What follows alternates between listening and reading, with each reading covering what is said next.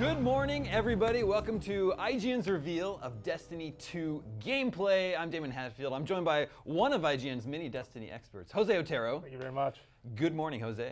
Good morning. I hope everybody is feeling good and is excited. In just a few minutes, about 15 minutes exactly, Bungie is going to pull back the curtain on Destiny 2. While we wait for them to get ready, we're going to break down everything we know about Destiny 2 already, and then I'm going to grill Jose on what he is hoping to see today. But we also want to hear from you today and this morning. If you have any questions or comments or concerns, tweet them at IGN with the hashtag Destiny2Live. Just like Jose is demonstrating here. And we'll share them here on the show. And then about at 10 a.m. when Bungie's presentation starts, we're all gonna watch it together. We expect it to last about an hour. And then after that's over, stick around for our post-show coverage. We'll be breaking down everything we just saw with Jose and Sean Finnegan, one of the members of our Fireteam Chat Destiny podcast, will be joining us here to break down everything afterwards. And then our coverage will continue throughout the day. We've got boots on the ground there at the event. Yep. Fran Mirabella, the other guys from Fireteam Chat are all there. They're going to be playing Destiny 2. They're going to be sharing their thoughts with us later today. Those punks. But tune in for that. It's some really exciting stuff coming in. But first, Destiny 2. What do we know so far? Oh, man. So Jose, what do we know? We already know it's coming out this year. Yeah, that's right. September 8th, if I'm correct. Yeah. Yep. Mm-hmm. Okay. It's going to be set 1 year after the events of Rise of Iron. Okay. Right. There's a new villain, right? This Gaul is called his name? Gaul. From the Cabal race, which if you've played Destiny, you're familiar with the Cabal by now. But this hopefully hints at more of the Cabal having a more active part in a campaign, because I haven't really had one really since the original Destiny launched in 2013, September 9th, if I'm correct. It's a day and 3 years later. Yeah. Yeah. So the Cabal has attacked the last city. The Guardians have been stripped of their powers. That's right. Yeah. Because everything you've been working on for the past 3 years is all being taken away. It's not going to carry over, right? No, that's been blown up, which is a really smart story angle to do that, right? Like they basically wanted to sort of cut the ties between the two games. You can tell that at least the sentiment from Bungie was not to be tied to original Destiny, instead start over and come up with something new and come up with stuff that's exciting. And being shackled to what the original game was, maybe that means that all bets are off and everything can change, which is kind of exciting. So you don't mind the fact so much that none of your stuff is going to carry over? Oh no, it hurts. Okay, it does. It hurts because I'm still working on it as part of like revisiting Destiny with part of this final event that's going on, the Age of Triumphs. I've been going through a lot of the old raids, going after gear that essentially will not carry over. Sure. But I've made peace with that because I feel like the original Destiny has had its successes and its struggles, and it is the thing that I'll still remember. It's 3 years of my life that I invested that ultimately the good outweighs the bad. You know what I mean? Yeah, and to look back on it, I still have fond memories of it. We do have our first comment from Twitter, which we can bring up here. Remember, if you have questions, tweet them at IGN with the hashtag Destiny2Live.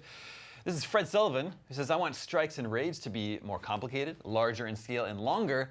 I'd also love if the Fireteam size were increased. Jose. Yeah, no, I mean, who knows? That could be a possibility. I mean, you got to remember that when the original Destiny came out in 2013, it came out on PlayStation 3, Xbox 360, and then PlayStation 4 and Xbox One. PC wasn't even in the picture. And so you had to deal with, and regardless of the end product looking as good as it did, and I think it looked great, I think the art direction was fantastic, it was still held back by having to run on prior gen consoles. So now look at the future. Look where we are today, where the game's going to launch on PC, it's going to launch on PS4, Xbox One. We also have Scorpio coming out this year. We also have PlayStation 4 Pro out in the retail space. And these are beefed up systems that can do a lot more than what the prior gen could do. So I'm excited to see how Bungie taps into that. I think he's right. Strikes were really repetitive. I don't know if raids can get more complicated. I was going to say sometimes raids, it depends on the skill of your team, clearly, but I think that they had a great balance on raids so far, and I'm almost afraid to suggest they get harder, because in some instances, they were pretty tough. Now tell us about Luke Smith, the director of Destiny 2. That's right. So in line with what we know about Destiny 2, Luke Smith, who previously led the raid team, so he was on the Vault of Glass team. Raiding in Destiny is sort of the first time that an action or sort of shooter tackled the fundamental concept of what a raid is. Raids typically associated with MMOs, with more RPG-like systems. And Luke then went on to direct Taken King. He worked with this dude, Mark Noseworthy, who's also working on Destiny 2 as a project lead. So these guys worked together for over the past 3 years, and the stuff they've worked on has been some of Destiny's best stuff, if you think about it. First, Vault of Glass being that signature raid that kicked it up, but then Taken King, sort of an epic storyline, something that sort of rescued the storytelling effort. Destiny 1 had this convoluted, completely incomprehensible story unless you read all of these side annotations and all of this extra content. You didn't really get the gist of it. Taken King was way more direct in storytelling, way more direct in presenting characters, and it revamped a lot of the systems that made Destiny 1 very cumbersome to play. Now tell me about this. Activision has said the sequel, Destiny 2, will broaden the franchise's global reach. How do you interpret that? I don't know. I mean, I feel like that's part marketing speak. I think for them, they want Destiny to be a success, right, in all territories, Europe included, and latching more and more people into it. I think for them, it does mean sort of trying to find a balance between something that's approachable, but something that's super hardcore. And those two concepts don't always align, right? Like, the more hardcore something is, the thinner that crowd gets, but that crowd is ravenous for it. They're the biggest advocates for it. Sure. So I think it is them just sort of trying to find the happy middle. And for everything that Destiny has been, it struggled along the way. I mean, the original leveling concept was just this obtuse, like, what is going on? Like, light levels specifically was just maddening. And then there was this sort of random element to how you got rewards, and those rewards tied into whether you were able to lift and go above the cap or not. It was frustrating at first. It got better over time, though, and it definitely showed signs of Bungie sort of looking at their economy and their player investment systems and saying, hey, how do we get people sort of to stay along for the ride and not just sort of be turned off by something that makes no sense? Well, people who are into Destiny are pretty hardcore about it. Yeah, and the game sort of encourages that returning every day, right? Yeah, Running through the loops. Yeah. Activision has said about Destiny 2, they're promising a great cinematic story that's been a real focus with a great cast of memorable, relatable characters, coupled with some very nice ways to make the game more accessible to the casual player. Yeah. So there you have it right there, right? And specifically the story stuff's really important because if you were here, when Destiny 1 launched, it was a huge event, right? Everyone, IGN, all of us were very excited for what it would end up being. And it ended up being a bit of a mess. You had some great, campaign ideas, but then you had some really weak storytelling. You had some pretty cool strikes, but you had some very spongy, like, bosses. And it wasn't really until Vault of Glass launched after that game came out that you really started to see folks get a bit more excited and more integrated into what that world is. Also, Destiny seems to have suffered because I think it was too much for Bungie. And so across Destiny's development, they've gotten some help. Now High Moon Studios is involved as a developer. Vicarious Visions in December of this past year was sort of confirmed as coming on to help get Destiny out the door and make sure that it hits its time. And I think that Bungie needs that help, Like, ultimately, one studio for a game of this scale and this size can't do it alone, not in today's development environment. Yeah. Well, surely a big initiative as part of this broadening the franchise's global reach is coming to PC. Yes. Right? And that opens up a whole other audience. Yeah, no, and that's the thing that's been said, I think, most commonly about the original Destiny was, why is this not on PC? The UI felt like it was made for PC. A lot of the hardcore elements, as you just said, were completely tuned for the PC gamer. Yeah. And it's a hardcore community and one that cares. And, like, it's not like the PC platform is dying or dead. Like, that's, if anything, one of the most competitive spaces to be in if you're a game developer. So it's really smart of Bungie and Activision to get on board on PC. Like, that's so exciting to hear. Let's talk a little bit about some of the struggles and successes of the first Destiny. It's been out for almost 3 years now. Yeah, that's right. Obviously, it's very successful. You've got a lot of hardcore superfans here in IGN, but the game hasn't been without its some sort of struggles over the years. Yeah, right? Absolutely. There's some naysayers out there. So what would you say the pros of the first Destiny are? It's very addictive. Yeah. It's got very deep mechanics. Yeah. It's got great gunplay, and it's a very social game, right? Absolutely, yeah. It is very much about teaming up with other players, and I think what the original game sort of struggled with was that you really sort of had to lean on your friends for the toughest activities. It wasn't easy to just randomly put a group of people together and be able to go out on some of these missions, and I think that they've improved in that sense. But along the way, like, their biggest struggles were storytelling. Like, it made the ending of Destiny 1 still makes no sense to me. And I know there's a hardcore fan group out there who will tell me, well, if you read this, this, and this, you'll be fine. I think that it's the game's job to present that information and to at least give me some closure in that moment. ultimately, I don't care what happened to that crazy lady at the end of the game. I'm more invested in what came later. You know, Dark Below also had struggles with storytelling, but it set up what Taken King then ran with, was like, hey, Dark Below set up this villain called Crota. You fought, you beat him, you encountered him in the raid, and it was an awesome experience. Not as great as the first raid, but didn't matter. Yeah. Then Taken King shows up, and it's like, oh, Crota had a dad. And he's very angry you killed his son. And it just sets up this whole new threat in the galaxy, and it starts on Phobos, and it just takes off from there. It is insane, and such a better effort from Bungie. One of their best, I feel. Well, we're just about 4 minutes away from the Destiny 2 gameplay reveal. So, Jose, tell us a little bit about what you are hoping to see today. Oh yeah, sure. I mean, ultimately, I think that they've got to do, the introduction, like give this game an introduction. So you're getting your first look at the world, you're getting your first look at strikes, I would assume, and cooperative content, missions that you'll be going on with other players. I think you're also going to get your first look at PvP and how that's sort of coming along. It's just going to be a little sample of everything. The world is very important, and the storytelling effort is very important. I would be very happy if they showed us the first opening cinematic of the game, sort of just set the tone, set the stage. You've said you've blown up the tower. Just show me what happened. Give me that part of that story and get me excited for what this mission is going to be that I'm about to embark on. I mean, I think those are very important pieces of the puzzle. But I do expect it to be light. I don't expect them to go into super, super deep daily activities. Maybe a little bit of that, but I feel like you have other gameplay reveals for that. You have other opportunities to tell that information. Like, why blow it all today? Yeah, well, if their presentation does last the full hour, yeah, there's a lot of ground they could cover there. Absolutely, no, and that's true as well. And so maybe we do get more of an insight as to what your day-to-day activities look like, what your bounties will look like, what, sort of how the factions have changed, how rep grinding will now work. Like, all of these things are factors in Destiny that ultimately are important, and they need to sort of emphasize, like, here's what's carried over and what we think is cool. And they also have to answer the question, just, hey, what does your character look like at the start of this game? Because that's really all that you're getting. You're getting, your character will come over, none of your gear will, right? Yeah. So they're going to give you a little bit of that, I think, too.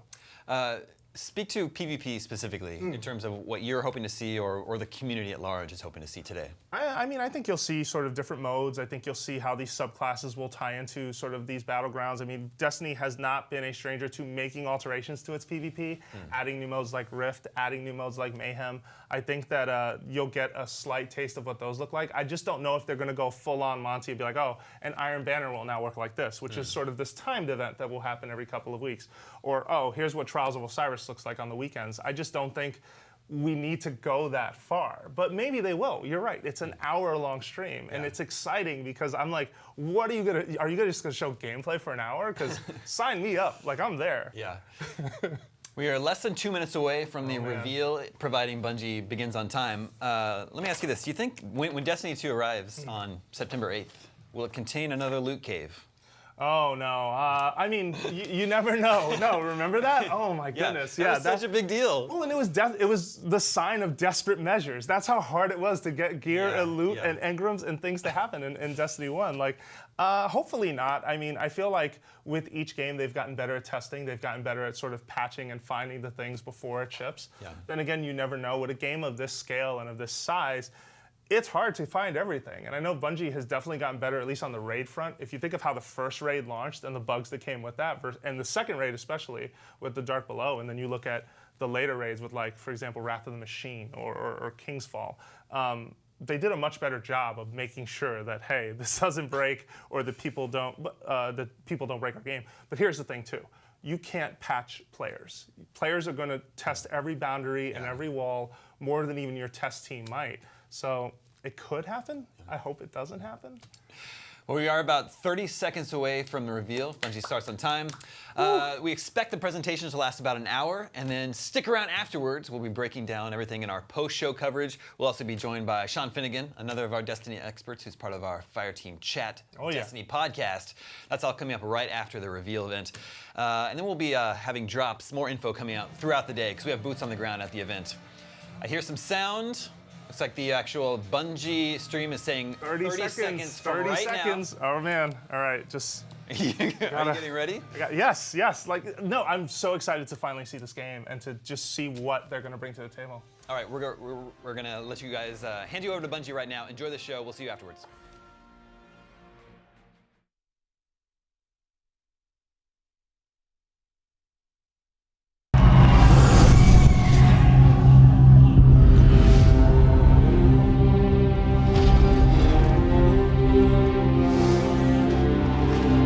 What makes a guardian a guardian?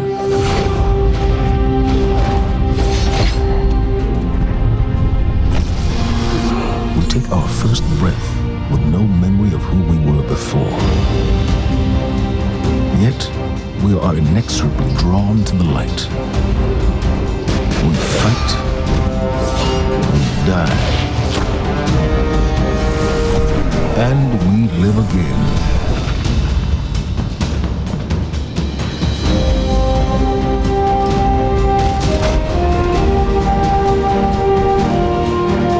We know that we were chosen for a reason, by something greater than ourselves. For as deep and wide as humanity's rivers have run, it has now been reduced to a precious few, needing something to believe in and a place to call home. This is what we have been called to, the future that we fight for. The future we will protect.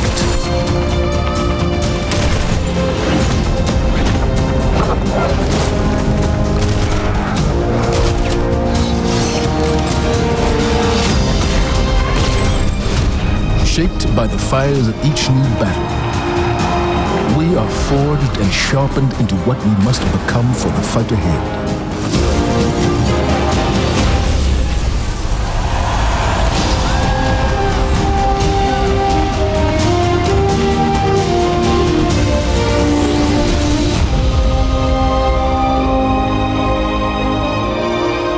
What we have built is only the beginning, a symbol of what we can achieve, of who we are and our great purpose here.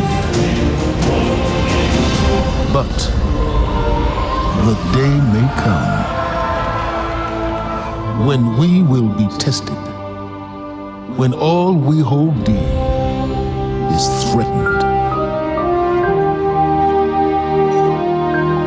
And then we will see what each of us is truly made of.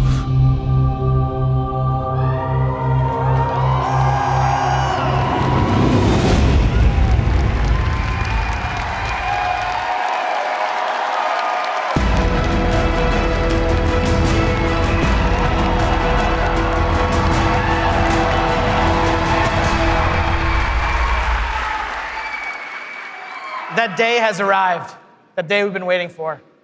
When we were talking about the slide setup for today, we've got a pretty cool presentation. We're like, hey, Luke, what do you want to put behind you? We're up on the stage. It's like, just can you put like a big ass 2? Just, yeah. Huge. It's like the giant. The reason why is because the 2 is a reminder. It's a reminder that Destiny 2 is going to be a new beginning for everyone. It's a convergence of veteran players like yourselves and new players into our universe.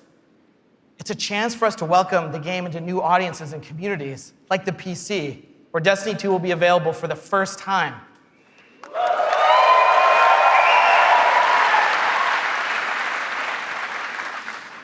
And in that other room that you're gonna go to when we're done here this morning, it's over there to play. It's got all kinds of cool stuff in it. We think it's pretty amazing. I'm sure you're gonna tell us what you think about it too. I know. Read about it on Reddit. To us, a sequel just represents an opportunity to start fresh. It represents a chance to welcome new players into our worlds, into the amazing Destiny community that we're all a part of. The second thing I'm going to talk about this morning, as I am the last barrier between you and seeing the game, is the vision for Destiny 2. As we've been building this game, there have been 3 things that are rattling around our heads. Just 3. Those are the things that the team and I are going to be talking about this morning and sharing with you. The first one is a world that pulls you in. This is about having a story you can relate to.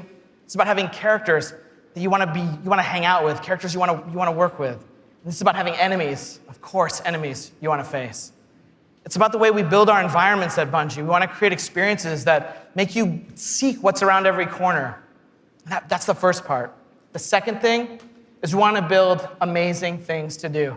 And this is amazing things to do for everyone, no matter your mood. If you're a solo player, in Destiny 2 today, we're going to talk about how we're changing the way exploring the world works. If you're a competitive player, I'm sure there are some people who enjoy Crucible in the audience. I saw Triple Wreck on a flight. If you're a competitive player, we've rethought the Crucible from first principles. We're moving all activities in PvP to be 4v4. We've rebuilt the sandbox in a bunch of ways for smaller team formats. We've done this because we want to create a sense of mastery. In order to master anything, you need to understand it. And that understandability comes from a whole bunch of stuff that you're going to get your hands on later this morning. The third part here is cooperative. Everyone knows I like the cooperative part of Destiny. And in Destiny 2, we have a ton of new public events, we have brand new strikes, and of course, there's a brand new raid. And we're going to show it right now. No, we're not. Of course, right? I talk about the raid last because it leads me to my third point this morning, which is about there's always someone to play with. This is a big one for us. The raids in Destiny 1 couldn't be experienced by everyone. 50% of people who reached the level cap organized into fire teams and completed a raid. This is amazing. I think this is almost a miracle. Because whether you did it through your friends list or the communities that you formed, or used out-of-game applications to build fire teams and take on these incredible challenges, or, as I know, pull the network cable from Crota. I know, that's like a year one deep cut. So is that. But that means tons of players, 50%, never had the opportunity to experience Destiny's most unique content. And that miracle that I talked about, the half of you who've played, that's not good enough for Destiny 2. So this morning, we're going to talk about how Trials, the Nightfall, and the raids will finally be available to all players. Destiny 2's vision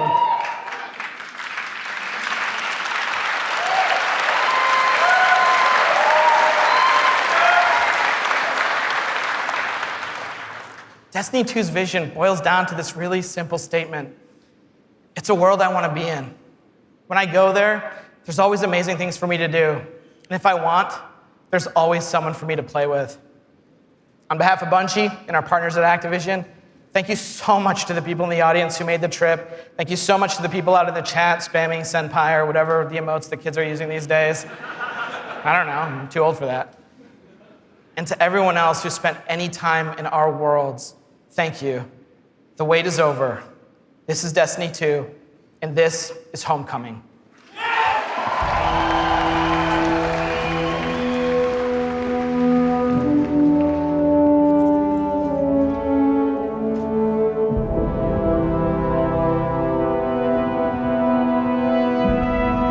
Cora, if you tell me this is a practical joke, well, it kills me to say it, but I would be really impressed. Impressing you, Cade, is the easiest thing I'll do all day. Let's get serious, people.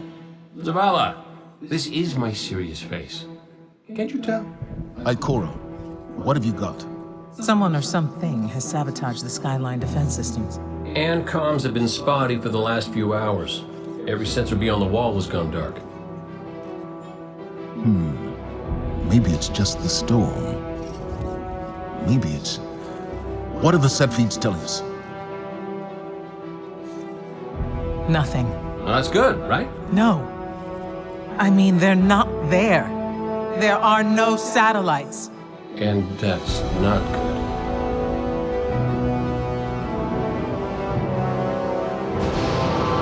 Battle stations!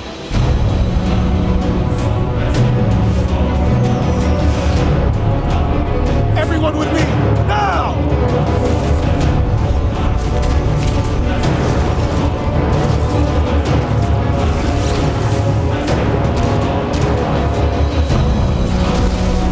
Hang on!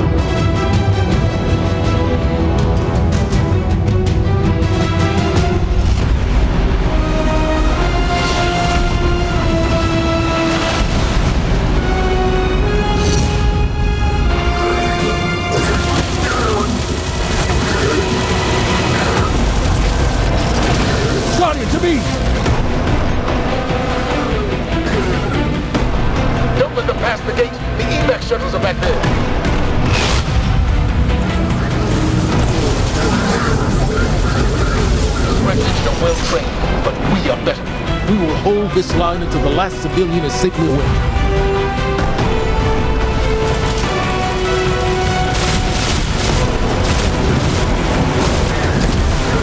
Incoming! Fall back to my shooting!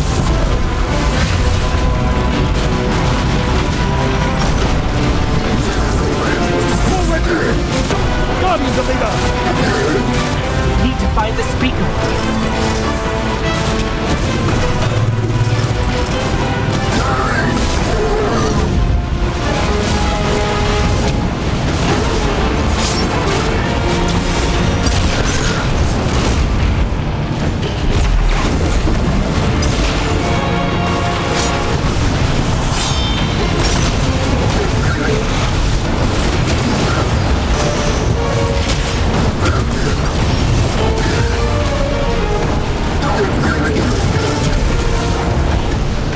Zavala, the last of the shuttles is away. But the speaker, he never made it. I'm going to look for him. I've got the plaza. Go with Ikora. Find the speaker. We're on it, Commander.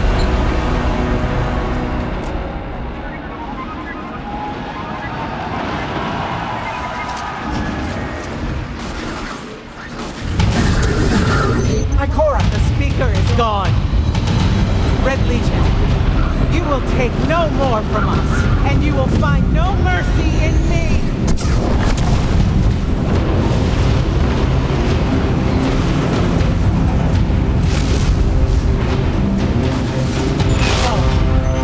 She'll find the speaker. We need to move on that command ship.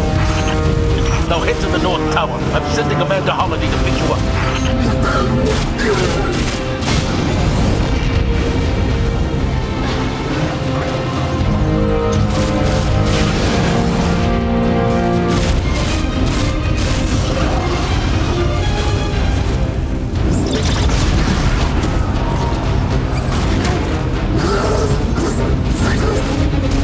Amanda's inbound. She'll drop you on the command ship.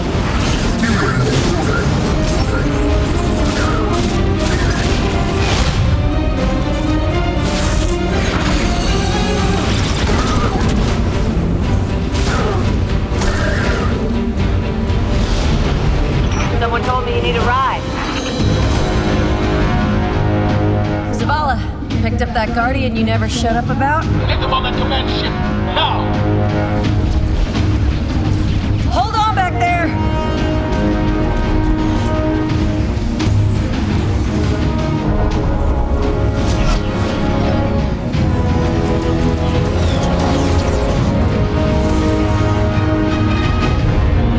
Come on, big guy.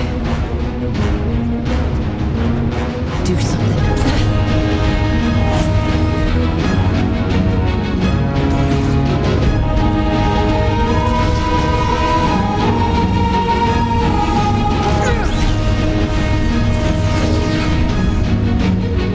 Guardian, time to kick him where it hurts.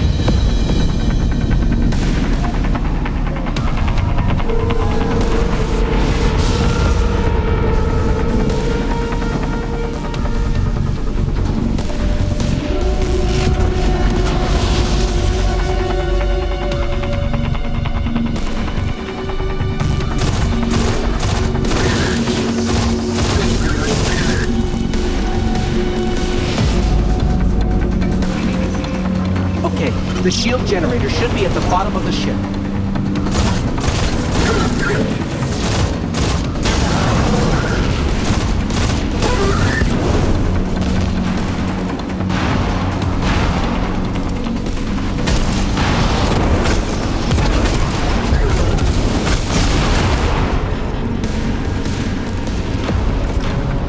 King, what's your status? Low on ammo. All flaming fists. Trapped burning out. Anyone heard from Ikora? That's a switch for the speaker. Form up! On me!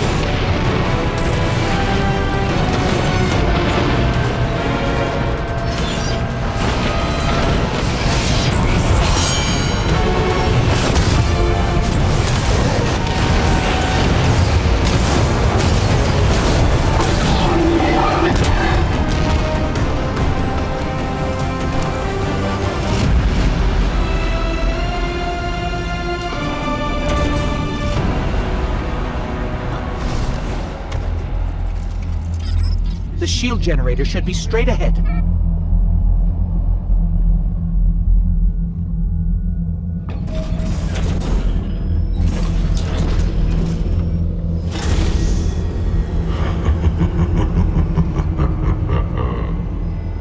Your journey ends here.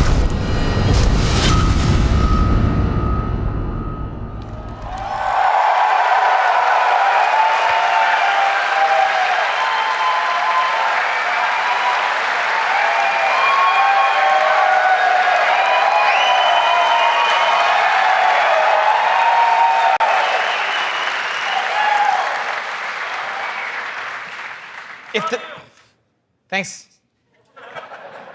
If the giant burning 2 isn't enough of a clue, spoilers, we lose.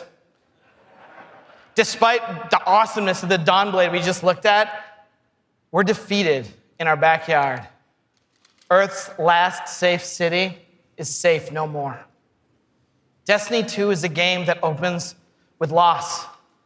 In one fell swoop, players will lose their powers, they'll lose their home, and maybe the saddest of all, they will lose their vaults. I just need a minute for Fatebringer. Okay. And it's all taken by Dominus Gaul, the leader of the Red Legion, who you just got introduced to at the end. Gaul, or Gary, as he's sometimes referred to. Gaul is here for a simple reason. He's been raised since he was just like a little turtle, just a little guy, to believe that he and the Red Legion should have been chosen to receive the Traveler's power. Gaul believes in a better class of Guardian. He's here because he believes the Traveler, in choosing us, made the wrong choice. And in Destiny 2, Gaul intends to show the Traveler the error of its ways. Humanity, us, we're just in the way. The game opens with loss and becomes a game about recovery. Recover your powers, become strong again, reclaim your connection to the Traveler, and find powerful new gear, weapons, armor. Recover the Vanguard, those 3 characters we just saw, Zavala, Cade, and Ikora. They're all dealing with this loss just like we are, and in different ways. Zavala, the leader of this whole thing, is having an existential crisis. He's wondering things like, without the light, are we even Guardians? Although it's Zavala's voice, not mine, so it's way more awesome. It's way better. Ikora's angry. The Warlocks who value so much of their connection to the Traveler and knowledge, one of those 2 things has been taken away. So in her rage, she's fled. We have to find her. And then Cade, sort of plucky hunter leader, Cade goes off and does the least expected thing of all. He goes off and tries to be a hero. And what happens next is pretty expected, because it goes totally sideways. Let's take a closer look at the game scenario and the things you're going to chase in Destiny 2. Hey, you two, give me a sec.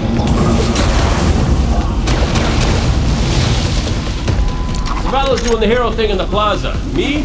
I've got a date with whoever's behind this. It'll be a short date.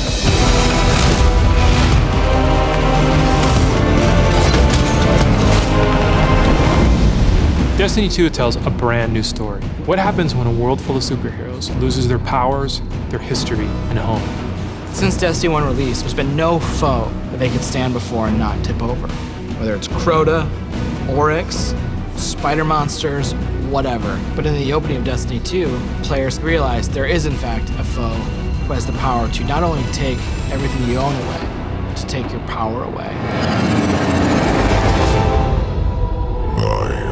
Gaul, and the light is mine. Dominus Gaul is a Cabal warlord who has brought with him the Red Legion and has come to our system to take the Traveler's powers, the light, take it for himself. Gaul's jealous. He wants to have the light. He wants to be chosen. Gaul is a different villain. He's not a psychopath who just wants to erase humanity off the face of the earth. He feels like this is something that is owed to him because of everything he's been through. He's a villain who you're like, yeah, this guy kind of has his stuff together. He's more like Alan Rickman's character from Die Hard. Like, minus all the Britishness. The Protector itself, the Traveler, is put in a cage, and in an instant, all Guardians lose their light. Unexpected and irreversible. You can no longer go back to the tower. You can no longer even walk. All you can do is stumble. Nobody expected that light could be taken away once it was given. The city has been lost and the Vanguard's been cast out. And you are the hero of this story. Whether you're a Titan, a Warlock, or Hunter, you have to go out and get your powers back and take back the city.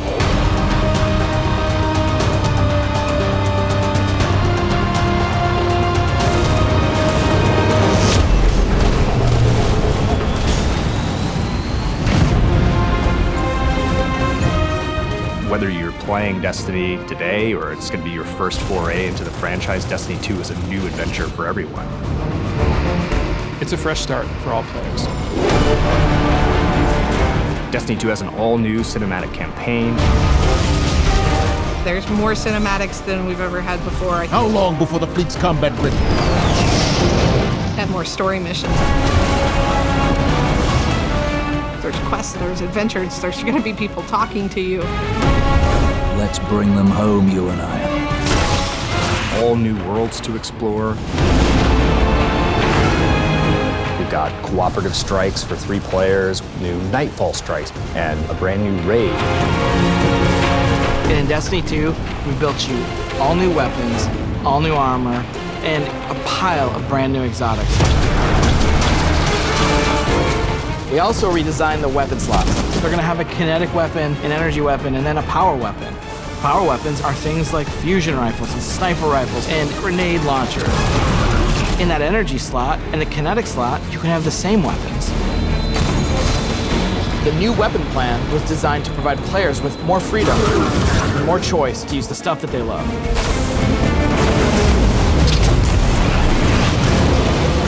Each character has these new supers, and they're really changing the way it feels to play the game. We have the Dawnblade. You can cast your super, you've got your sword, and you're flying over everyone, and you can just rain down fire, phoenix, projectiles that just decimate people. And then you have the Sentinel.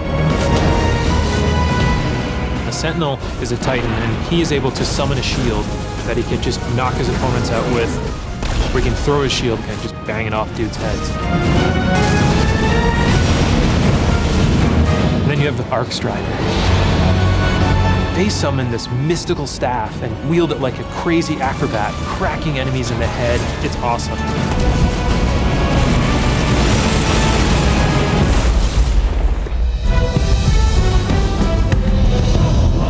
The idea of losing your home and being cast out and the lengths that you go to get it back, it's all tied together to be something that's really meaningful. The sense of starting as an underdog and climbing to a great height is really fun. Destiny 2 is the place where we get to reach back out to everyone who could enjoy a sweet first-person shooter in a future world with giant awesome aliens to fight and gear to chase and powers to use and say, come check this world out, come get invested in this world and in this story.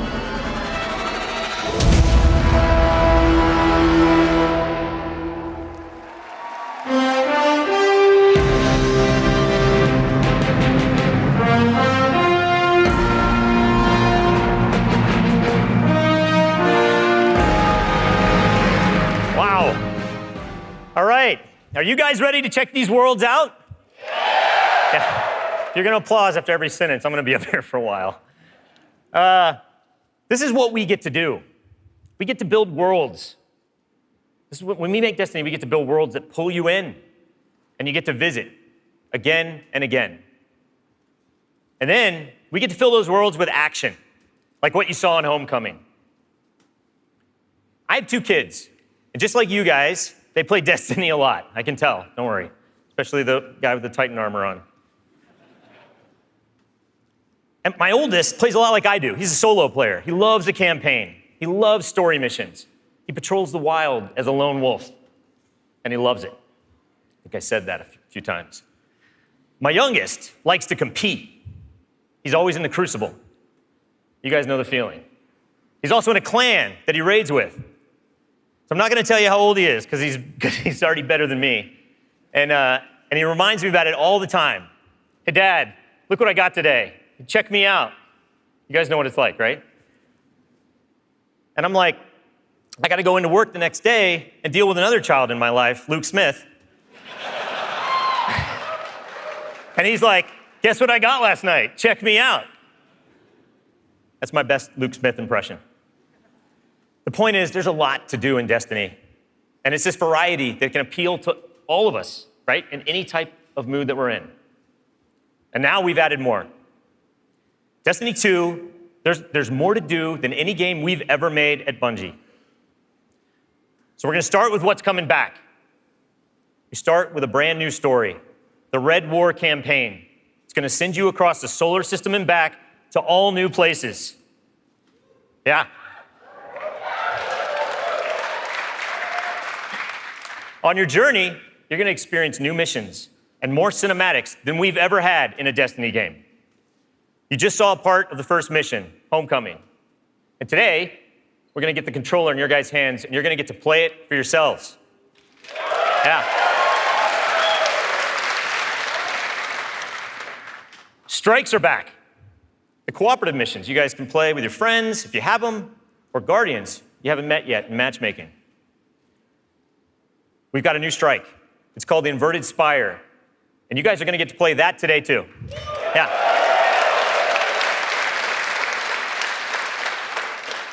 It's going to take you to one of the new worlds, Nessus, through Red Legion territory and into a Vex stronghold, where you're going to fight a 3-stage boss. It's pretty sweet. And then there's the Crucible. Yeah, I was going to ask. PvP players, thanks. A competitive multiplayer, the place that brings you into combat with the most dreaded opponents in the world of Destiny. You guys. Like Luke said, we've made some big changes to the Crucible in Destiny 2. We're building it for PvP players. It's now 4v4 across all the game modes. Yeah.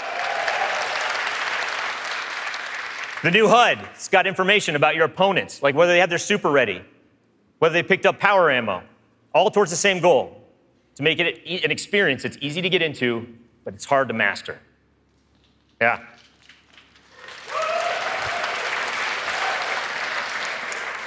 So we got new maps, we got new modes, and we believe this is the best PvP offering that Destiny has ever seen. Today we're introducing one of the brand new modes. It's called Countdown, the first ever attack defend mode in Destiny. Internally, we've had some pretty intense play tests. And today, well, you guys are going to get to play that too. So, yeah. So take a look around, because these are your teammates and your opponents. That's right.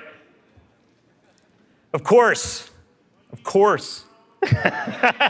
Any day. Of course, we have a brand new raid. Yeah. And we're going to show it to you later. The pinnacle activity, the biggest challenge a Guardian can face. Anyone that's ever completed one of these knows they're mysteries for you guys to solve together on your own. So we're going to leave that till a later day. And then there's another area that we've made really big improvements to, we're really excited about. Exploring the worlds. Yeah. Really, really cool stuff. So for many players, exploring the world is its own reward.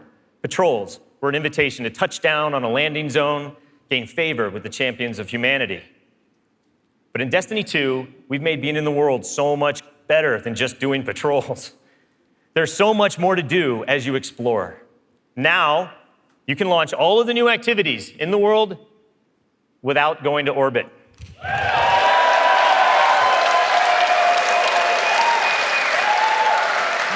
Yeah. It's my favorite place to go in Destiny. There's still patrols, ambient encounters, materials and chests for you to find, public events that now have heroic objectives, but now they're adventures, treasure maps for you to follow. lost sectors for you to discover.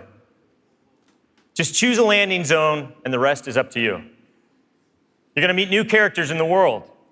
They have their own story to tell. They're going to send you on those side missions, adventures.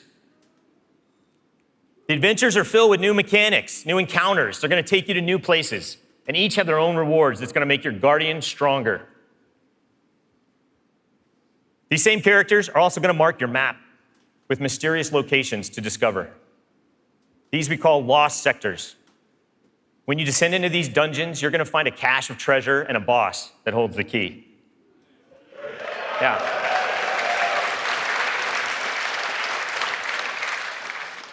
All of this is going to be easier to find in Destiny 2 because of the new map to guide your way. You can choose to play the way that you want. You can search for lost sectors, complete adventures, rally to public events. They now show up marked on your map where and when they're going to happen.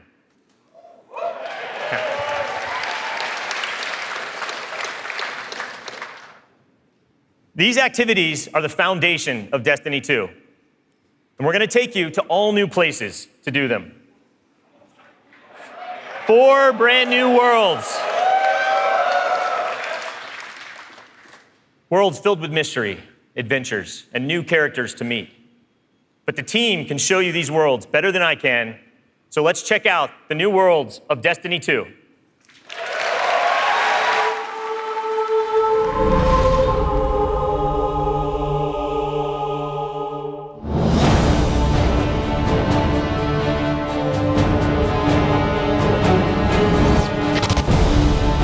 We have these incredible worlds to explore. There are all new destinations, new planets with incredible spaces and secrets hidden. Now we have stuff tucked around every corner, under every locked door. There's something there for you to find. The map is a huge part of this new player experience for Destiny. Now you can actually go directly from one planet to another planet without going to orbit first. You can just open the director, pick your new destination, and go straight there.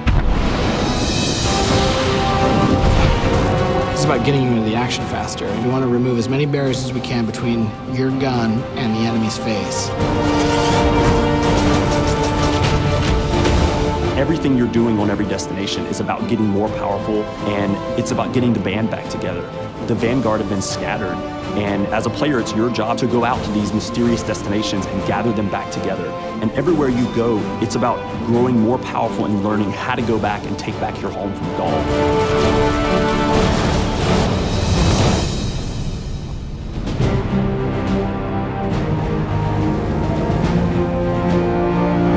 One of the first destinations that you're going to go to is the European Dead Zone. This is an incredible place, the largest destination we've ever built, easily, maybe by a factor of 2. And we have found a refuge where we've built a camp. It's the place where humanity stops fleeing, and it's where they decide to, plant a flag, start getting strong again. One of our new worlds is Titan. It's a moon of Saturn. If the light can find its way back to you, then perhaps there is hope for us all. That's where Zavala chooses to go, to heal his wounds and to recover from the assault and the defeat that he's just suffered. It's this incredible methane ocean with 40-meter high waves, and there's an old human utopia there that's sinking into the ocean. These huge monolithic structures constructed by humanity at the peak of the Golden Age. There's literally no land mass on Titan. It looks like the ocean.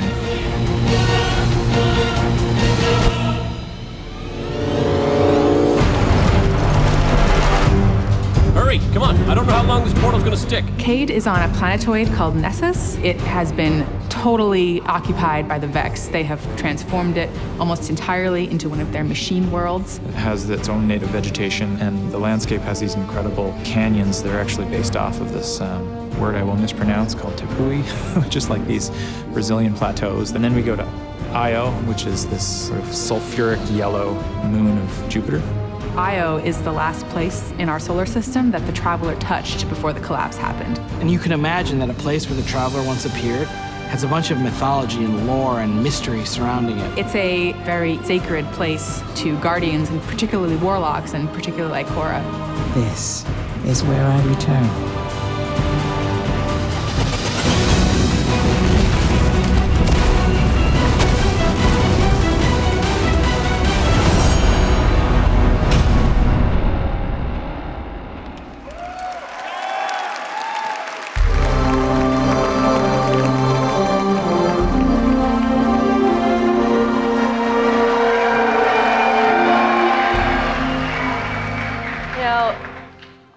best stories in my personal gaming history have involved other people.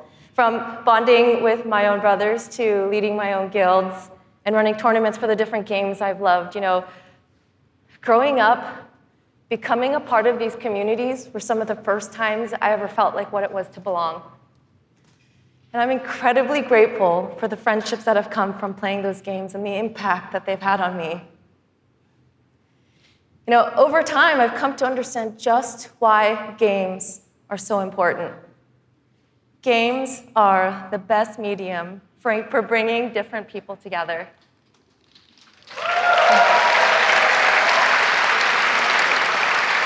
You know, and now at Bungie, I'm surrounded by so many different people who have very similar stories. And it's an absolute privilege to be part of a studio who cares deeply about bringing people together and building communities in the games that we create. The last 3 years has been an amazing experience watching Destiny launch and seeing our communities form. You guys have worked together to solve the challenges that we've thrown at you. You've teamed up to help each other learn how to play the ins and outs of this game. And you've gone above and beyond the game itself to better the lives of others. You have helped us build a world that has brought people together. And we are so proud of the amount of respect and love that has defined this community. So many lives have been changed by you, and they will continue to be changed. We know we have to continue to support this, and today, I'm happy to say that in Destiny 2, clans are coming into the game.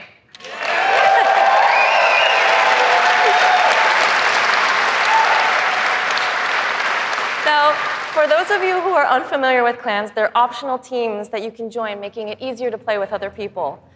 For me, playing with my clan has been core to my Destiny experience, but up until now, coordinating with my clan had to happen outside of the game. With Destiny 2, we're bringing official clan support into the game. We want it to be easier. We want it to be easier for you to manage and grow your clan. So we're adding in-game rosters, we're adding tools you need to build your fire teams, and custom banners for you to help shape your shared identities.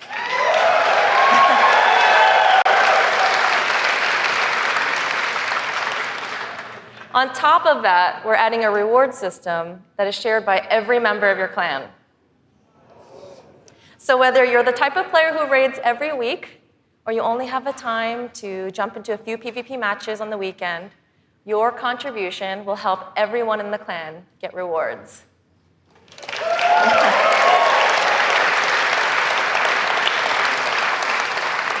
Now, we realize that joining a clan is not for everyone, and that's okay. But this is why I'm super excited to say that clans are going to matter to you, even if you never join one. In Destiny, we had co-op activities that were designed to inspire friendship. Activities like the Nightfall, raids, trials. We deliberately kept them exclusive to dedicated groups of people because we believe that challenge is what fuels the memories between you and your lifelong friends. And we didn't think that matchmaking was a great solution because of just how toxic gaming communities can get when you throw strangers temporarily into these challenging experiences. And while we think that playing with a group of people that you know and trust is the best way to experience the game, we made it inaccessible for some players to experience our in-game content. So we had an idea. We have these clans who are our best examples of communities with positive culture. And we have so many players who are looking to play challenging content in this welcoming environment. What if we put those two together? We're trying something new in Destiny 2, and we'd like to introduce you to guided games. Now, at a high level, guided games is a system where clans and solo players can meet to play challenging activities. And as a solo player, you can use guided games to pick a clan you want to be paired with for a session of the raid, a session of trials, or the Nightfall strike.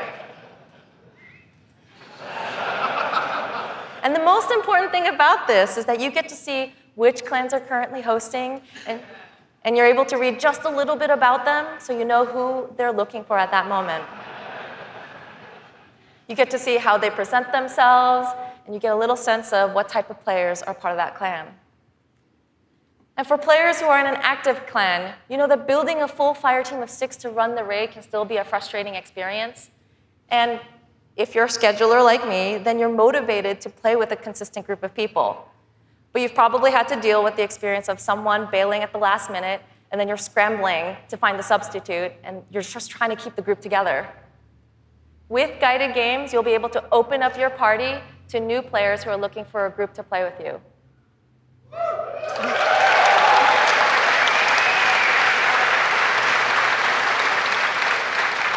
Through guided games, clans are now the foundation of the community that leads every player to all the most challenging content. And while we're really happy to say that everyone's going to have a chance to experience everything that Destiny 2 has to offer, we're really more excited about who you're going to meet and how you're going to play together. We know there is a community for everyone, and we hope that in Destiny 2, we can help you find one where you belong.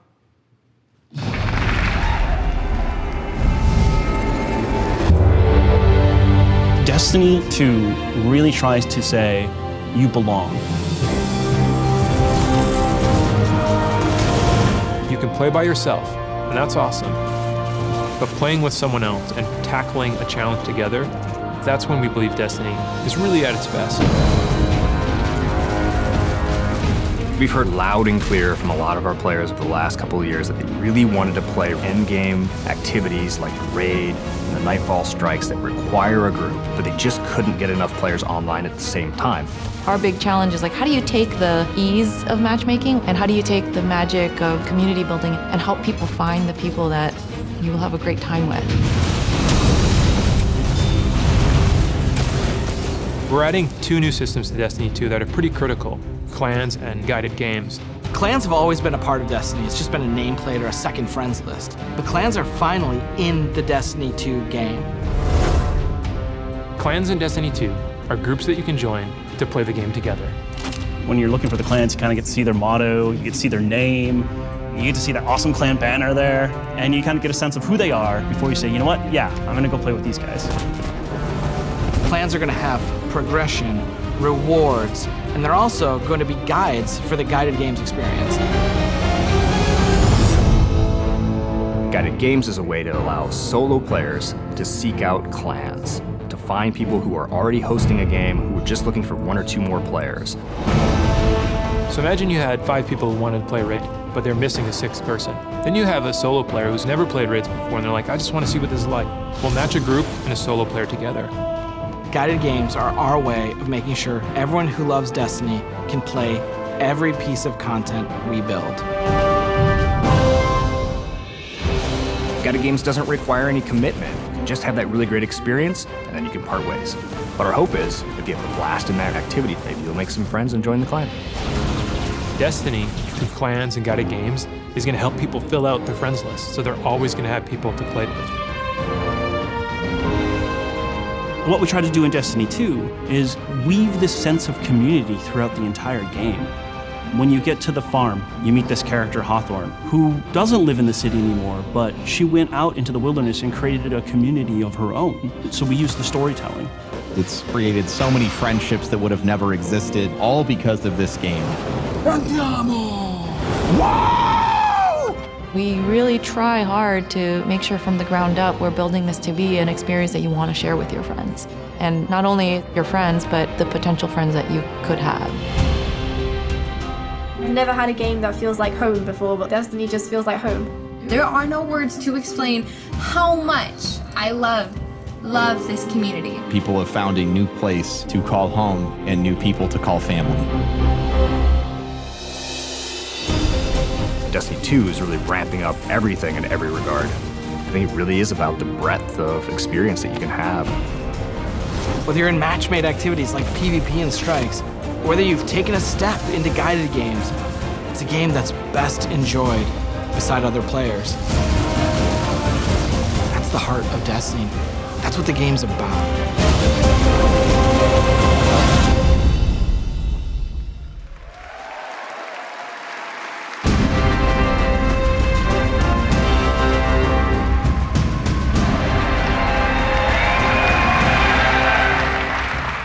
As you just saw, Destiny is a series that brings people together.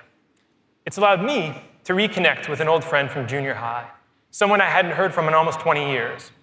I was sitting at the Sony E3 press conference a couple years ago, and Destiny the Taken King was just revealed on stage, and my phone starts buzzing, and I look down, and it's a message from this friend, and he's like, dude, do you know anything about this Destiny game? And I'm like, yeah, I know a little bit about this Destiny game. And since then, we've played the game together for dozens of hours. We've introduced our families in real life, and we've got the opportunity to laugh again, just like we did when we were kids playing Super Nintendo in his parents' basement. Destiny's also given me the opportunity to grow closer with my youngest brother. We talk on the phone now, almost every week. And for the first 10 minutes, instead of talking about our jobs or talking about our parents, we're talking about Destiny. We're talking about our Guardians' trials, where we've been in the world, the crazy loot we found, his story about how he got Gallahorn, the dudes he's been crushing in the Crucible. And every week, he asks me about Destiny 2, and every week, I deny him, until today. With Destiny 2's clans and guided games, we aim to bring together millions of more people just like that. To reconnect with old friends and to meet new ones that you'll never forget, that's the promise of this game. To us, Destiny is more than just a game, though. It's a world where you can lose yourself for 10 minutes or for 1,000 hours, where you can explore the world at your own pace or take on some of the most competitive challenges available in video games today, where you can play solo, like I do most of the time, or with an old friend, a family member, or with someone you just met. This is Destiny 2. Destiny is a world I want to be a part of, where there are amazing activities to do every week, and there's always someone to play with. On behalf of Bungie and Activision, I want to take this opportunity to thank this incredible community that inspires us to work tirelessly to make this game a worthy sequel to the original. Before I pass on the baton to Eric Hirschberg at Activision, who's going to close out the show, here is the official gameplay trailer for Destiny 2.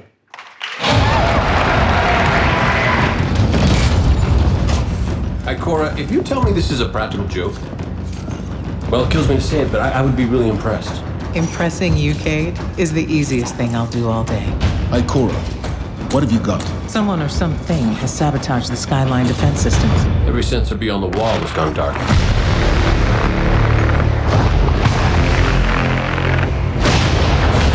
Battle stations! Everyone with me, now! Hang on!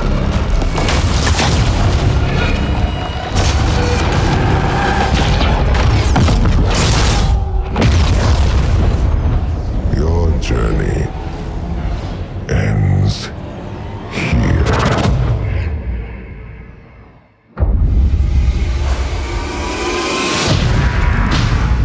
This enemy has taken our home. And now, they threaten our very existence.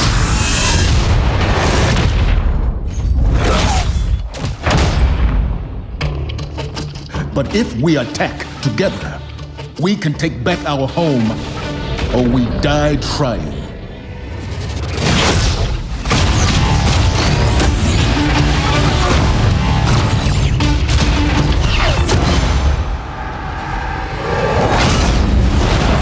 All right, Guardian. Time to kick 'em where it hurts.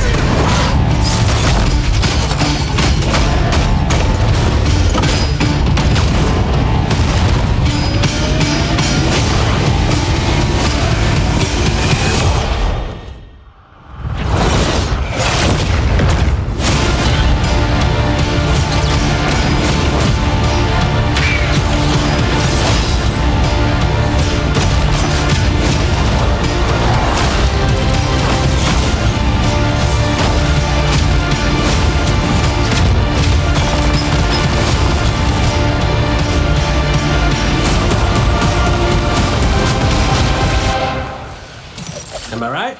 Am I right or am I right?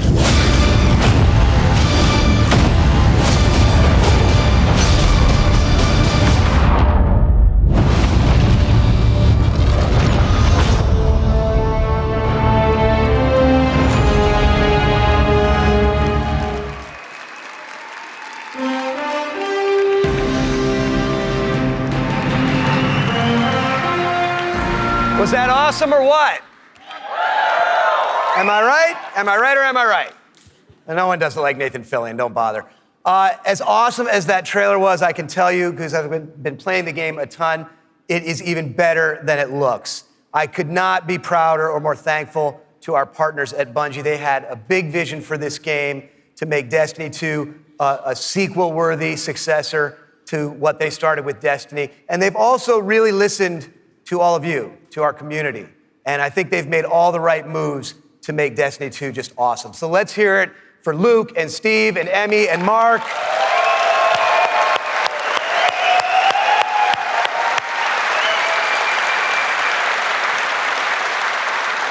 And let's also hear for the entire Bungie team that they're representing back home, who are just killing themselves to make this thing awesome for you guys. Amazing work. Now, long before I was a partner of Bungie's, I was a fan of Bungie's and their games, and it's just been an honor and a pleasure to call them our partners and to help them bring this vision to life. And for all of you who are here in person, in just a few minutes, you're going to be the first people in the world to put your hands on the controllers and get your hands on Destiny 2. You are going to play the first campaign mission that you saw at the beginning of the stream. You're going to get to team up with one another and experience a brand new strike. And you're going to get to battle it out in a brand new multiplayer map, playing a brand new multiplayer mode. So it's going to be a lot of awesome content. And for those of you who are watching at home thinking, well, that sucks for me, don't worry, we've got your back, because we are going to be hosting a beta later this summer, so everyone will get a chance to get their hands on Destiny 2 before the launch. Now, doing all this, bringing a vision and an undertaking as ambitious and huge as Destiny 2 to life, it takes more than just the great talent we have at Activision and the great talent we have at Bungie. It takes partners who also can see the vision and believe in the vision as much as we do. And we have a partner just like that in Sony. They have been by our side since really before day one. And these guys are, legit. Some of the hardest core Destiny players I know are on the team that we work with at Sony. So they've been hugely supportive every step of the way of Activision, of Bungie, and of the Destiny vision, including today, because they're providing all of the slick 4K PS4 Pros that you're going to be playing on today. So a heartfelt thanks to our partners at Sony for being there with us. Let's hear it for them.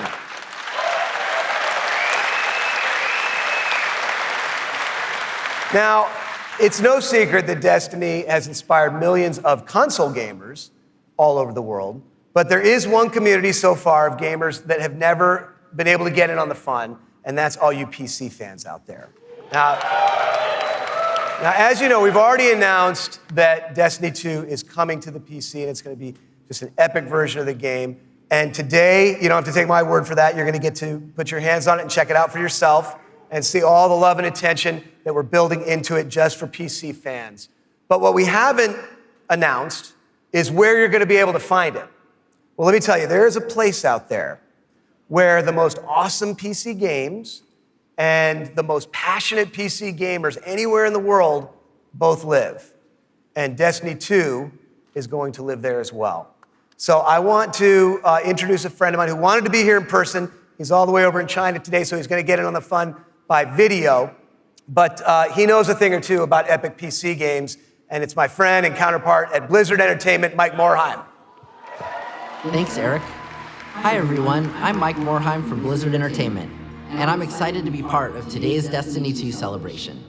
You may be wondering, why is Blizzard crashing a Destiny party? Well, we're big fans of what Activision and Bungie have done with Destiny. We think it's a great game and a cool universe, and we have a soft spot for collecting lots of epic loot. Also, as you know firsthand, there's an awesome and passionate community around the world who loves this game. With Destiny 2 coming to PC, we thought it would be a great opportunity to bring the Destiny community and the Blizzard community together. So I'm excited to announce that Destiny 2 will be available for PC exclusively through Battle.net, Blizzard's online gaming service. Players will be able to buy and download games, explore content, and connect with each other through social features such as friends lists and cross-game chat. We're excited to partner with the talented folks at Bungie and Activision to make this happen, and we look forward to bringing Destiny 2 to Blizzard's platform. Now, I know you have an action-packed day ahead of you with a bunch of Destiny 2 content to check out, so have fun, and we'll see you online soon.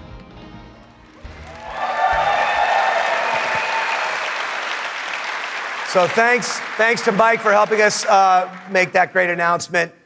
Thanks again to our partners at Bungie for doing what they do and making an awesome game you're going to get to check out today. Thanks to the entire team at Activision for doing what you do and bringing this thing to life. But most of all, we all want to thank all of you here in person and all of you watching all over the world. This game is built on the belief that playing is always more fun when you're doing it with your friends. And in no time flat, you guys have made the Destiny community one of the most engaged, one of the most passionate, one of the most positive gaming communities maybe ever. So with that, for those of you at home, we'll see you online this summer in the beta. And for those of you here in the room, let's go play. Thank you.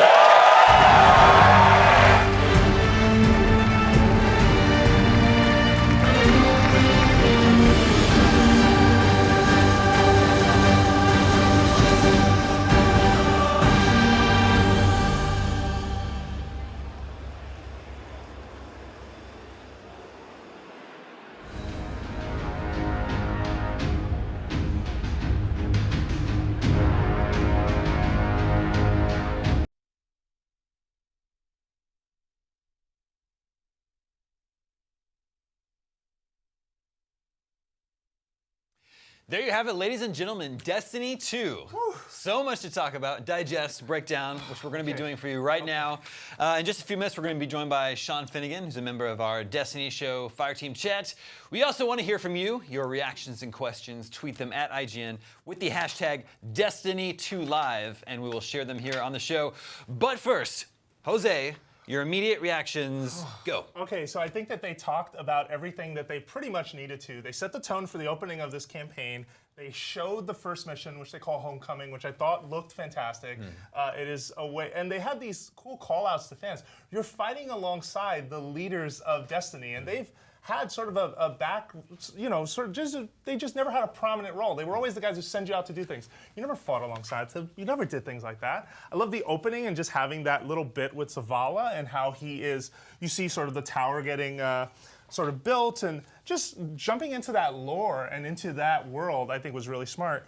And then they did a great job, I think, of showing the world building, of showing like, hey, here's some of the things we want to talk about. Crucible 4v4 across all modes. Let's do that. Hey, we have this concept called guided games, which I'm both happy and a little worried for.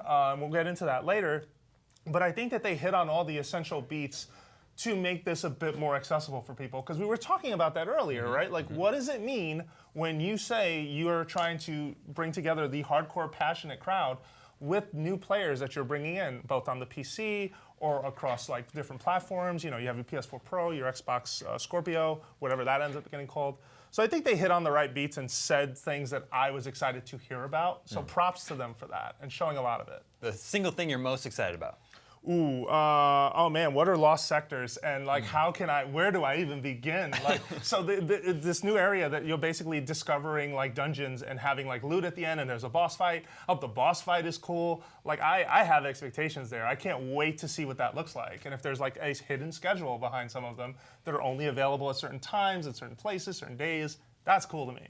Well, we are joined now by Sean Finnegan, part of our Destiny show, Fireteam Chat. Sean, you're a big Destiny fan. What are your immediate reactions? I mean, I am super hyped. I went into this with very tempered expectations because I'm the type of guy who doesn't want to get overhyped for things, but I could not really contain my excitement. I was smiling ear to ear throughout that whole gameplay extended demo. It was super cool to see the tower in total shambles, new supers in action, new weapons, and just these familiar zones.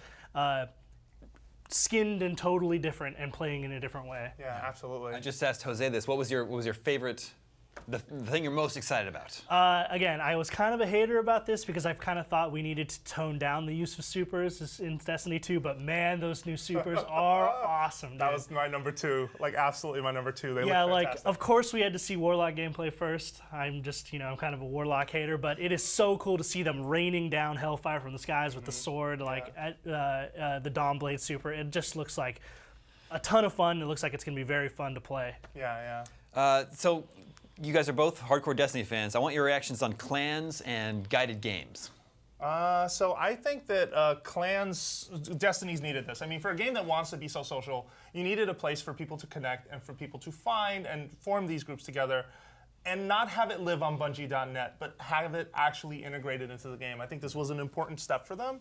I think that guided games sort of feels like Tinder for clans because you don't want to commit, but you're looking for just sort of some kind of a relationship where you guys can go out and get some higher end activities done. But maybe you haven't found a clan that's right for you. So you're swiping through and sort of checking out a bit of a profile info on them. How loud, or like basically, hopefully clans in the Destiny 2 universe are just gonna present themselves honestly. Because if you're loud and raucous and that's what you're looking for, be upfront about that so people will sign up for that. If you're a group that just wants to help out the beginners, make that your message as well. And I think that that's an interesting way to position that.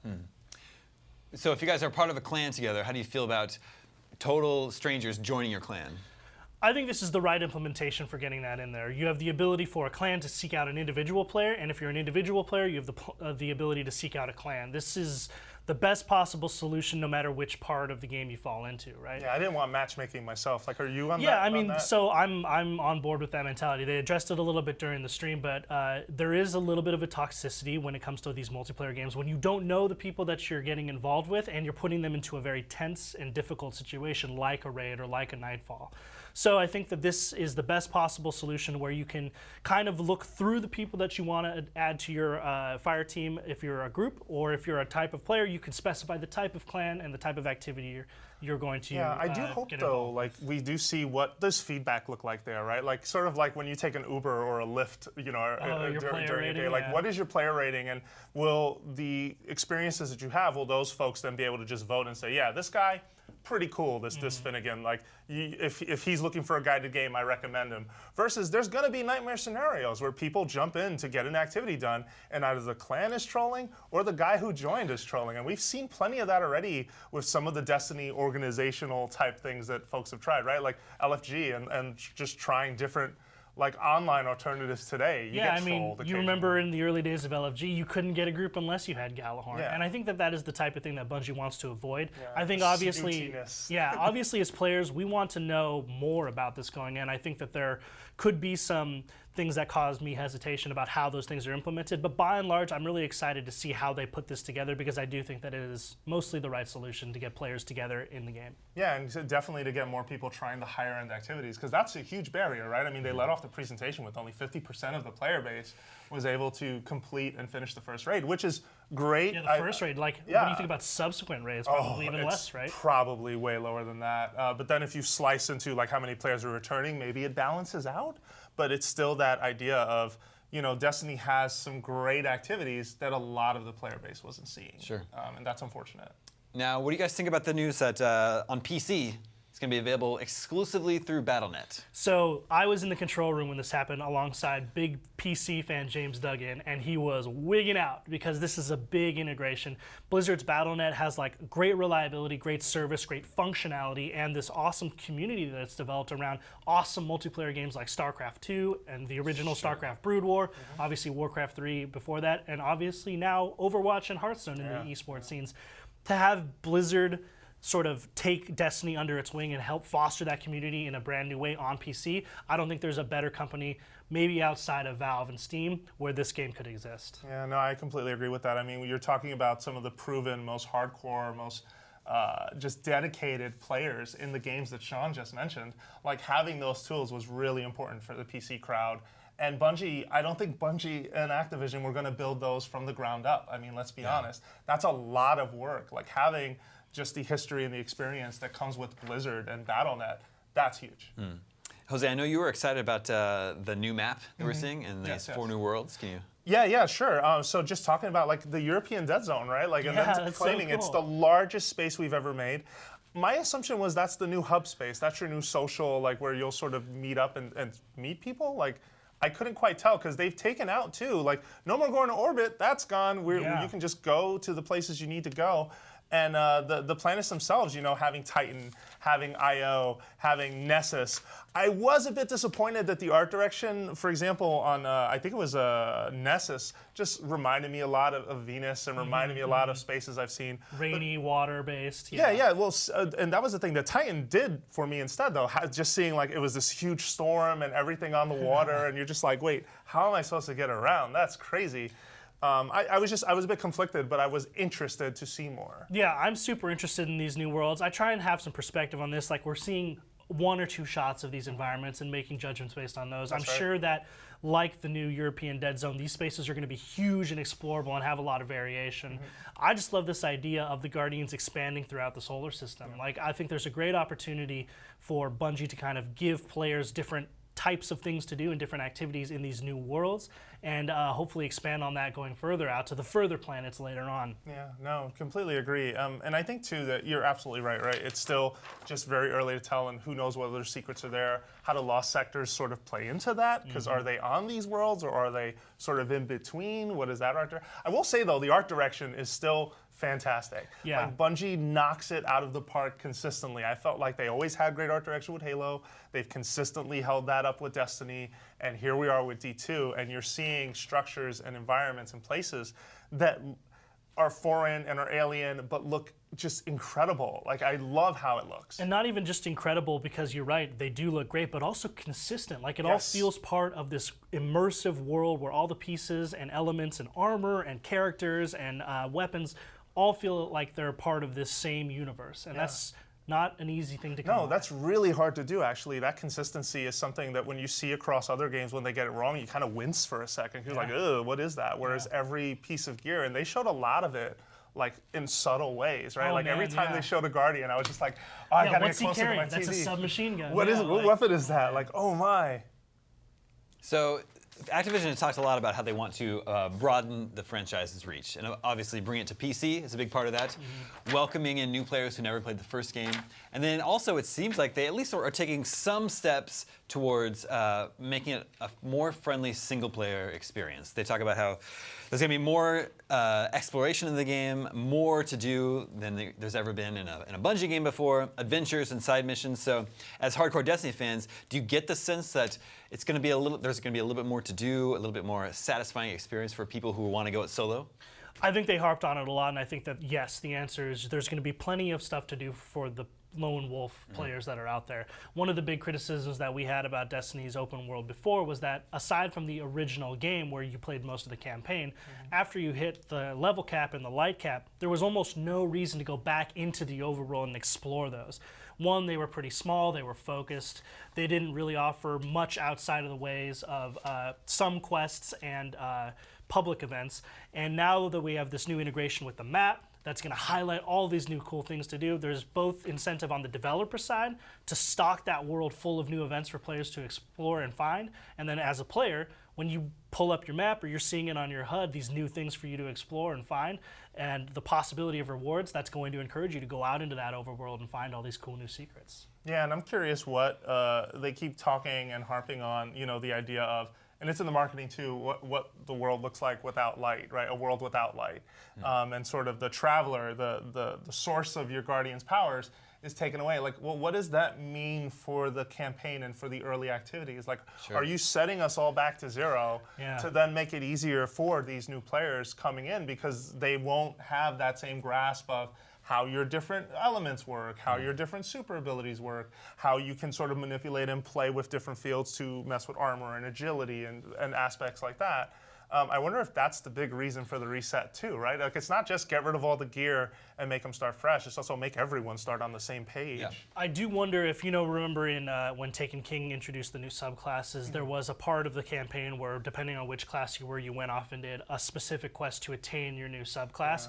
I wonder if the game starts off like that, because a world without the Traveler, a world without light, correct me if I'm wrong, but doesn't the light power our supers. So That's does that what mean I'm no saying. supers? Yeah, no. Like, what does that mean? Like, is Are- it more like a regular shooter at the start? Because I mean, in that gameplay demo, which I imagine is the way the game starts. That's probably the very first mission. Yes, yeah, Homecoming, yeah.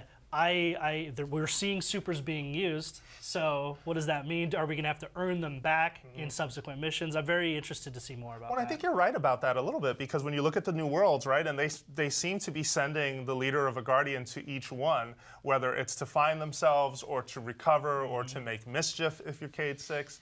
But I like this idea that you're probably going to have to earn it back.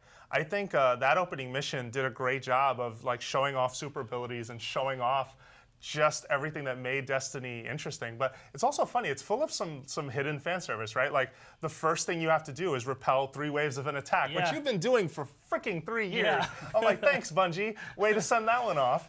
And then they show Sweeperbot, like in the hallway, and everyone went nuts in the audience. And if you're a new player, you're like, what is everyone cheering about? Why is everyone happy that about this there? sweeping bot? Yeah, so I thought that was really, really interesting stuff, but great fan service for people who have been along this journey, and if not, a great way to introduce these characters to folks who have no idea who they are. We do have a question from Twitter we can bring up now. Remember, viewers, if you have questions for us, you can tweet them at IGN with hashtag Destiny2Live, just like our friend Lance Hughes did. We got no specs. Or no beta date. They just said the beta's coming this summer for people who pre-order. Jose, how do we feel about that? Yeah, I gotta be honest. In my excitement, I'm really glad for that tweet right now, actually. It is true. No spec, no word on if it's 60 frames. I doubt it is, because I think that would have been said. So it's presumably going to be a 30 frames per second game. No word on beta date yet, but I think that you can get the beta date announcement out at E3. You can say, okay, and on Sony's stage, we're here to announce the Destiny beta begins July or August or what it ends up being. I wouldn't be surprised if it's like July. On the spec side, though, yeah, I have to agree, that is disappointing. Like, for some folks, they do want to know what the advantage of being a PC player is going to look like versus if I own a PlayStation Pro or if I own even a default Xbox One or a PS4. Unfortunately, that was not answered during this presentation. I would still keep an eye on IGN because there will be conversations, interviews. Later today, Fireteam Chat is going to get together, and they're going to have a lot to talk about. They've played it, they've seen it up close, and they're probably going to talk to people. So those answers will come. Yeah. Well, looking ahead to E3, which is just a couple, 2 or 3 weeks away, that's probably the next time we'll get an update on Destiny 2. We know that Bungie is sort of aligned with Sony for marketing purposes, and PlayStation's going to get some like downloadable content first, timed exclusives. So I wonder if Destiny 2 will be part of Sony's press conference at E3, and that's when they'll want to announce the beta. No, I completely agree with that. Sony and Activision and Bungie have had a very strong relationship through the original Destiny. I mean, fun fact, Sony publishes Destiny in Japan. Right. No other publisher picks that up because Activision doesn't publish normally in Japan. Usually when Western publishers go over there and have product, they'll go through a different publisher or distributor through that side. Fun fact, Square Enix usually publishes Call of Duty in Japan. Oh yeah, there you go. Great example. So yeah, that bond will continue to grow. Hopefully on Sony's stage they show some of that more PlayStation exclusive stuff. It does leave sort of a sore spot for if you're an Xbox fan, and I hope that they find an elegant way to address that, because if I'm on an Xbox One, or if I'm on a 1S, or if I'm planning to get a Scorpio, like, what is my advantage to playing Destiny on there, right? Also, Bungie needs to answer the question, if you're playing on PC, on Xbox One, and on PS4, can your character just transfer between all three? That is not an answered thing yet as well. And, for someone like me who had friends in both ecosystems, at least on Xbox and on PS4, that was a huge pain in the ass. Like, just having to start a character from the ground up, level them up, get them up to the highest light level to then go out for high-end activities, and having different gear among both, kind of a bummer. Yes, there's a small segment of the audience that's going to be doing that, but I still think it's worth doing that. What about cross-platform play? That I don't think's a thing. I would be genuinely surprised. I mean, would love it, but on the PC side, for example, you couldn't do it for Crucible because just PvP alone, like no way. Like, every time mouse and keyboard win. This is not. It ain't even up for debate. Like, there's no point in that one. But for some of the co-op driven stuff, maybe. But I don't think that happens. Okay, let's summarize what's new in Destiny 2 and what's returning from Destiny 1. Oh yeah, sure. So what are the big new features that you noticed for Destiny 2? Oh man, I mean, takeaways. Number one, just new subclasses, right? And seeing them in action was very cool. And each one had a very heroic sort of spin on them, right? With these Titans that have the Sentinel and having the ability to throw, your shield. And you have the Arc Strider. Yeah, very Captain America. Then you have the staff wielding Hunter and sort of the Arc Strider. And that was very Aquaman to me. I don't know, personally. But then you had the Dawnblade, which was the Warlock. I like that they're finding fun uses for melee combat, specifically within subclasses. And it kind of started with Sunbreakers, if you know what that is from the Taken King. But that's cool to me. Then you had Lost Sectors, which I'm really curious. I hope that is the coolest thing about Destiny. The post-game mysteries or the things that you'll discover along the adventure. Obviously, the game's going to have a campaign, but here's an opportunity to really find special loot, find special places that you can take other people to in order to get high-end, really cool gear. Like exotics will probably be tied to that in some way. Those are the most powerful pieces of gear in Destiny. Then you have, you have 3 new planets to explore. That's very cool. And the idea that the campaign is tied into sending a Guardian to each one. You have clans and this idea of guided games, which I am personally excited for, but it's probably the biggest hanging question for me outside of specs and things like that, which I know, I trust we'll get those answers. I want to know what those ratings look like. I want to know how they're going to sort of monitor that, because the internet, for all of its friendliness in some corners, and Destiny fans are passionate and want people to experience things. I mean, our own Lucy O'Brien wrote a feature about how welcoming that community was for her with the first game to help her get involved, or I think it was with Taken King, I can't quite remember, but she still had that experience. And I think there are Guardians and clans out there that are going to facilitate and push for that. But what happens when they're a troll clan? Is there a way to combat that and make sure those guys don't ruin people's fun? That to me still needs to get answered and fleshed out. I see. They made a point of noting that Trials, Nightfalls, and Raids are going to be available to all players. That's right. Break that down. Why is that significant? How is that different from before? Yeah, just because you had to be the highest level Guardian with the highest level gear. You had to have a reliable group of friends for Trials. Trials specifically was, all 3 of those modes you just mentioned are some of the most hardcore activities in Destiny. And so there's trust falls involved with that. You know what I'm trying to say? There is very much, you need a group of people who you gel with, who you vibe with. It really helps when they're people you know. Because the minute things don't go right, the last thing you need is a team that tears itself apart, having arguments, having sort of violent and ugly sort of discourses online. I think it is in Bungie's best interest to try and facilitate groups getting together in Destiny to experience the end-level content and find groups they can play with. And to their credit, Bungie's been doing this for a long time and trying to get there. I remember with, I think it was Halo Reach or Halo 3, they implemented this idea of a personality profile. So you can kind of find, if you're a loud trash talker, you can play with loud trash talkers, that kind of mentality. And it's a tough nut to crack, to be honest, to sort of help like-minded people find each other, at least in a video game. Granted, they find each other all the time, sites like Reddit and things like that. Sure. But yeah, I think that when you're putting as much effort into the end game stuff, into raiding, into highly competitive matches and trials, you need a doorway, an entry point. And I think that guided games and sort of using clans as the connecting tissue is a smart way to do it. Then as a hardcore Destiny player, what do you feel like is returning that's going to feel very comfortable for Destiny fans out there? Stuff they're not messing with. It's hard to say. I mean, I'm not sure, because a lot of things are returning, but I don't think they were very clear on, will it be the same? You know what I'm trying to say? So for example, you still have your 3 standard classes, your Hunter, your Titan, and your Warlock, but do they fundamentally play differently now? I could not tell from that video. You had things like Trials, and the Crucible has been completely rethought, is what they're saying. Well, what does that mean? There's a 4v4 component across every competitive mode now. That's exciting, and that's what I'm happy about that, but at the same time, when you say you've rethought Crucible, what are you trying to say? I feel like that also wasn't answered very well. So I'm only listing things so far that I'm concerned about. I will say raids. Raids to me are the best part of Destiny. I am constantly excited for a new raid just because it is such an endurance trial and such a test of a team's ability to work together. That is what the raid does that no other shooter today does well. Yeah. And no one has an answer to either. I have not seen a shooter try to approach the raid yet the way Bungie does it. And I'm curious if Call of Duty zombie modes, for example, may try to pick up some raid-like structures and some raid-like abilities.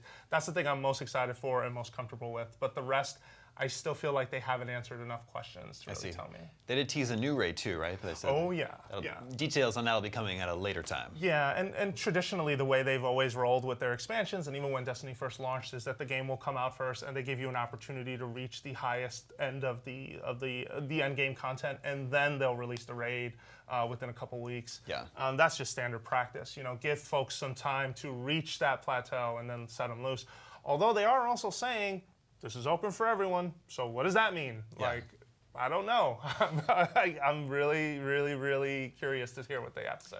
We do have another question from Twitter we can bring up. Remember, if you have your questions, tweet them at IGN with the hashtag Destiny2Live, just like our friend Jason Supreme did. How expansive do you think the beta experience will or should be? So the beta's coming this summer. That's right. We don't know the exact date yet. We're theorizing maybe we'll get that at E3. Yeah. But yeah, what are you hoping to see in the beta?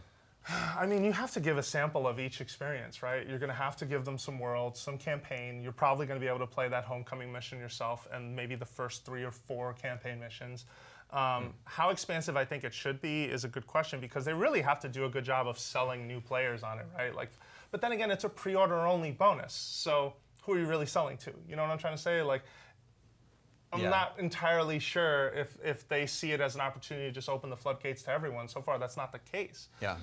So I'm a bit concerned, confused, but I do think it will have all 3 components of what Destiny is. It'll have that, sort of competitive side. It'll have the social element, and it will have campaign, which is important. Well, the people that are at the event today, including several members of IGN, are playing this level, I believe, the opening level of the game. Yeah, homecoming, yeah. So that's one thing. And do you remember what they also said that they were going to be able to play today, that we're actually going to be able to report on today? Oh, yeah, sure. I think they said you're going to be able to play a strike called the Inverted Spire. They said that you'll be able to play Crucible, which for me mode, they had a new mode called Countdown, which was attack and defend based. We've seen a lot of shooters sort of mess around with that. Curious, again, see how sort of that plays and how that plays out. Destiny, for what you want to say about it, doesn't really have that. Those are at least the 3 areas I would expect to hear a lot from Fran and from Destin and from Brian Malkowitz and CJ Gibson are out there. So look forward to that later. Yeah, actually, there's going to be a live Fireteam Chat presentation later on today, 8 p.m. Pacific, I believe. Right. So definitely come back for that. And they'll be able to give you an info dump on everything that they play and saw today, actually, at the event. Yeah, and you'll find clip outs because that's 11 p.m. on the East Coast, and some of you probably have something to do on Saturday, so you don't want to stay up on the East Coast waiting for us. It's Thursday night. Yeah, Tomorrow's that's right. Friday. Yeah. You probably got to go to... Okay, that's true. I confused Thursday for Friday. But still, you should check. If you can't make it, don't worry, we'll have clip outs. But definitely come back because you can talk to those guys, send them questions. They're all about answering any and every question that they can for you. So make sure that you're here. Jose, before we wrap up here, I want to know what blew you away from the presentation today. And I want to know if there's anything that has you worried about Destiny 2. Okay, so I think, can I lead with worry? You want to lead with worry? Yeah, I'm going to lead with the get worry. the bad news out of the way first. Get the bad news out of the way first. I want to know, I feel like strikes, the question of how complicated or complex are strikes was not answered at all. I feel like they just sort of glossed over what that is. If you have a lot of experience with Destiny, you know that this is a primary way to sort of grind and level up. They didn't really even talk about that too, how much of it is the grind, how much it is playing the same mission over and over, because that really turned a lot of people off. And I feel like they have learned a lot since the original Destiny, and they have tried to make strikes more interesting. But at the end of the day, Damon, it is still a shooting gallery that doesn't require a whole lot of skill to play. So I'm curious what that means. I'm also curious for what I said earlier about guided games. What's the feedback system look like? How do you leave player feedback? Is that going to play into who you see and who you find? Because we all want to believe the internet can help sort it out themselves. There's going to be a lot of arguments along the way to figure that part out. Yeah. But what I'm most excited for is that campaign. I think that opening mission looked great, despite leading with that very silly, oh, there's a 3-part defend mission. I'm like, oh, you guys do this all the time. Why are you doing this to me again? But it looked fantastic. I thought that even fighting alongside these 3 characters, that you know, I've seen in this game for 3 years, but they've done nothing but sit behind a desk, figuratively speaking. You know what I mean? To see them out in the field and to see their stories develop, that's really cool to me. Very cool. Some people are actually pointing out in the YouTube chat, we were talking about the beta. Apparently, pre-ordering just gets you early access to the beta. Oh, so it is for everyone. Oh, so it sounds like it'll be opened up to the wider. All right, so open with beta that in later on. mind, So then you've that's got good a to know. lot of people to sell to. No, that's good. That's fantastic. We have another Twitter question we can bring up right here. He tweeted his question at IGN, who says, do you think the new planets will be the only locations? I didn't see Mars or the moon in the reveal. No, I think that's more I think that's just the result of wanting to sort of focus and emphasize. I mean, that's a great question, right? I mean, they're starting from the ground up. Do they get rid of? You can't get rid of those planets. They're still You don't think so? there. You think? Well, but are they places you can visit in the game? Maybe in a limited capacity, right? I think maybe it is all about the new spaces, and that you leave that stuff behind because ultimately, your new players are coming in. You want to start everyone off at the same level. So maybe those did go away. Yeah. That's an interesting point. But there are 2 expansions confirmed for this thing, and you never know if they just go, oh, guess what? Yeah, they can Cosmodrome's open again. Bring back, Welcome back, Guardians, as we take you through for another exciting adventure. Shooting in a place that's mostly written in Russian. Well, that about wraps it up for us here today. Thank you for joining us this morning for the gameplay reveal from Destiny 2. Jose, what's your takeaway? Your one-sentence takeaway from this morning? Exciting stuff. Look forward to more. Look forward to more. More of which we will have all throughout the day here on IGN because we have boots on the ground at the Destiny 2 premiere event. So look for articles on IGN throughout the day and then come back here 8 p.m. Pacific for a live Fireteam Chat. That's our Destiny podcast. The members of Fireteam Chat are at the event. They're playing the game and they'll be able to share all their thoughts on what they experienced with you later on tonight, 8 p.m. Pacific, right back here at the same spot. Be excited. That's going to be awesome. Make sure you're here. Jose, thanks for joining me this morning. Absolutely. Thank you. Everybody, thanks for tuning in. Have a great day.